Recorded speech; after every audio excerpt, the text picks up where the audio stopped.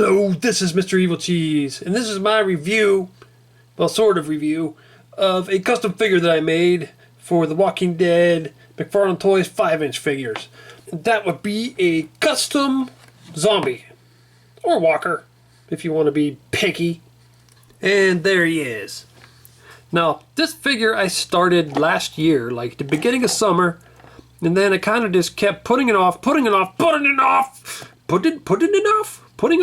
I don't know, something, and then I never finished it until recently. I don't know, I'm just that way with customs. I start them and then just get bored and procrastinate and just never finish the damn things. But finally finished this one, and I don't know, I like it. It turned out pretty well. Now, I wasn't planning on doing a review of this zombie, but I posted pictures of it online on the Walking Dead 5-inch action figure page, which I'll put a link to in the description. That's a page that's similar to the Walking Dead action figure memorabilia page, except that it just focuses on the 5-inch figures. But anyways, I posted pictures of this on there, and a couple people said that I should make a review of it, so I figured I would. I just wasn't sure if anybody want to see one of a custom zombie, because this zombie didn't actually appear in the show or anything. It's just one that I made up.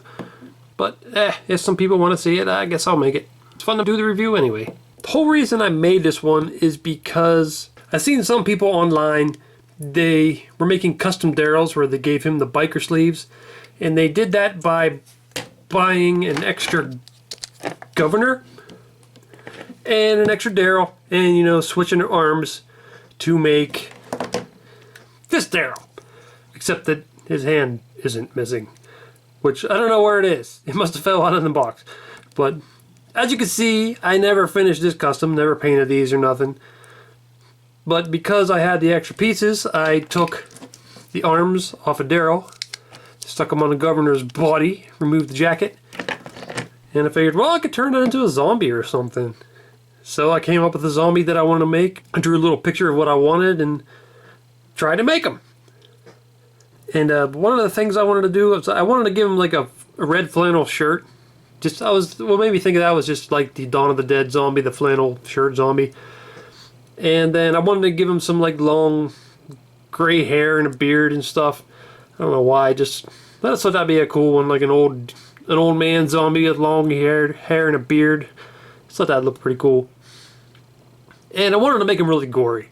Gotta make him gory. I just love making gory shit. As you can see by my figure, I love the gore. But I tried to make it look like something happened to the right side of his body. Like something, either like whenever he was getting eaten by zombies, he was laying on his side and they're all just like eating his whole right side of his body. That's why it's all ripped up. Or maybe he died from a car accident or something, an explosion maybe, something just completely destroyed like his whole right side of his body. Like his whole face is messed up. It's ripped open here, his guts are hanging out, you can see his ribs, his legs messed up. This whole arm, the skin's like ripped off of most of it. So that was my intention for that, for the gore there. I did change a little bit though, like if you've seen some of my early pictures, he had like a eye there, like a plain white eye with no pupil. I ended up removing that because it didn't really fit with the eye over here.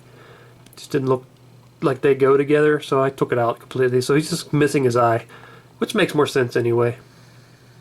Had a little rip there in his sleeve. And you can see I put that big gash in his leg. I had to use a Dremel and just cut a bunch of this stuff out of here. Cut a bunch out of here. Cut a bunch of stuff off of here. And then took some Aves epoxy sculpt and just sculpted in all this stuff. Sculpted in the ribs, sculpted in the guts. Messed up skin, ripped up shirt. And had to sculpt in the hair, which the hair was the most difficult for me. You can see it's still a little sloppy. I kept adding onto it to try to make it look like he had shaggy hair, and it just kept kind of messing up. I don't know. It turned out alright, I guess. But another thing I did was I used the Dremel to grind down the governor's pattern on his jacket, because you can see if you take this jacket off, he has like this checkered pattern, but it's like diagonal, and I didn't want it diagonal. It doesn't work with the pattern I want, so I had to grind all those off of there. And then when I ended up painting it, I had to paint in these flannel shirt designs, which were kind of a pain in the ass to do. I mean, I'm sure if McFarlane made a figure like this, it would have a better painted checkered shirt, but that's the best I can do. Or is the best I'm willing to do. I like the arm though, how it turned out. I grinded it down with the Dremel and then added some of the epoxy sculpt on there to make it look like he has flesh over top of his muscles and everything. So I think it turned out pretty nice. Wherever like his muscles and guts are showing, I added lots of extra clear coat, like the glossy clear coat. And wherever it was just like dry, I made the flat clear coat. So that's why this part looks all slimy, and then over here it's not slimy. The teeth were also a pain in the ass. It's really hard to... I mean, these figures are so small. It's hard to get in there and sculpt them teeth or paint them. But I tried. I think it turned out alright. But yeah, I tried to give him a lot of wounds on his face. I just really wanted him to look messed up. And I think it turned out pretty cool. One thing that I kind of wanted to do, I haven't done, maybe I still will, is give him some zombie hands, because these are just the governor's hands. Like I'd rather have one that, you know, it's more like a zombie hand, like on these ones, got the curled fingers and stuff like that, like he's grabbing. And I do have some extra walkers, so I could probably remove these and stick them on there. I just haven't got around to it.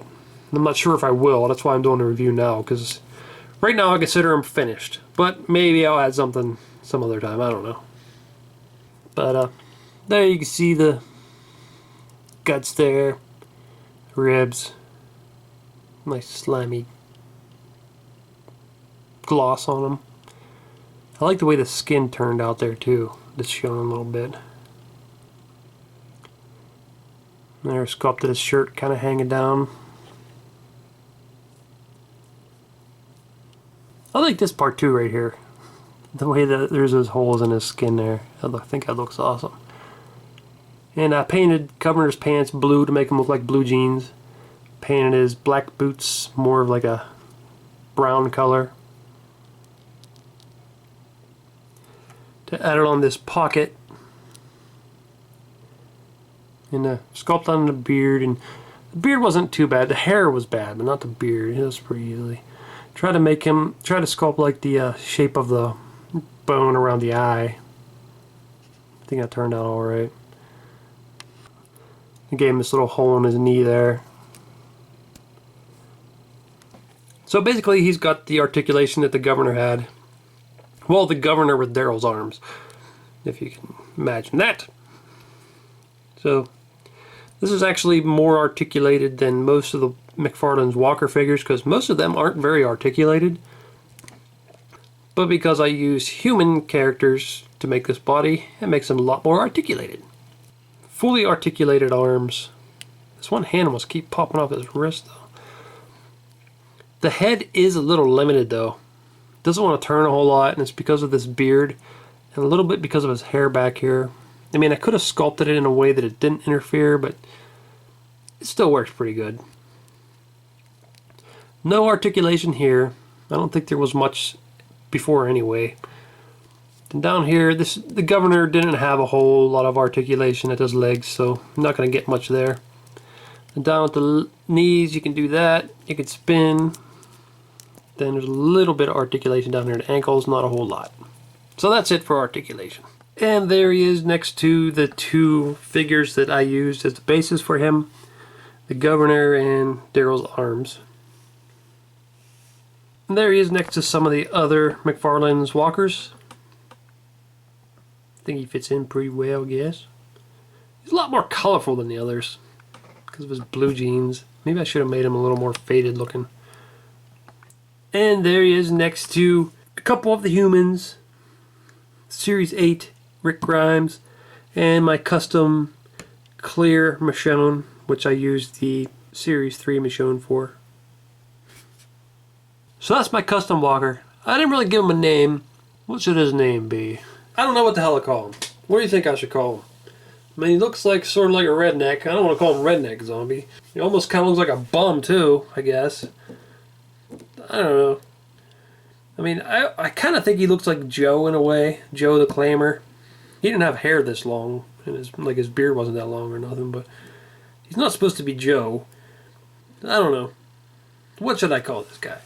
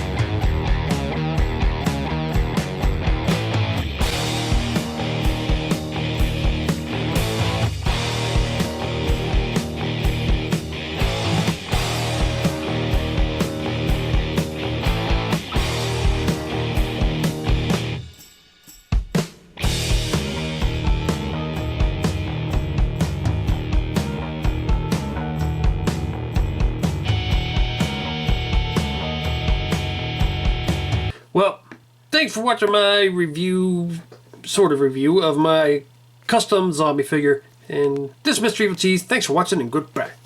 You want to take him out, Michonne? Well, you had to take out the last really screwed up, messy looking zombie. And I promised that the next time some zombie that didn't look so screwed up and messy, you could take him out so you didn't get guts and shit all over you. So you take him. Okay, thanks, Michonne. Come on, zombie. I'm just gonna... Ugh! He's half ripped in half. So disgusting. You're taking him. You're taking him. Oh, fine, you baby. Ain't a baby. Ain't a baby, Michonne. You're a baby. Not a baby. Baby. Not a baby. Baby. I'm a baby. Yeah, you are. Hey, man. This is Carl Grimes. And my dad's Rick Grimes. If you don't watch some of them other videos there, by clicking on the picture, my dad's gonna bite out your throat. What do you think of that, you asshole? Also, you should probably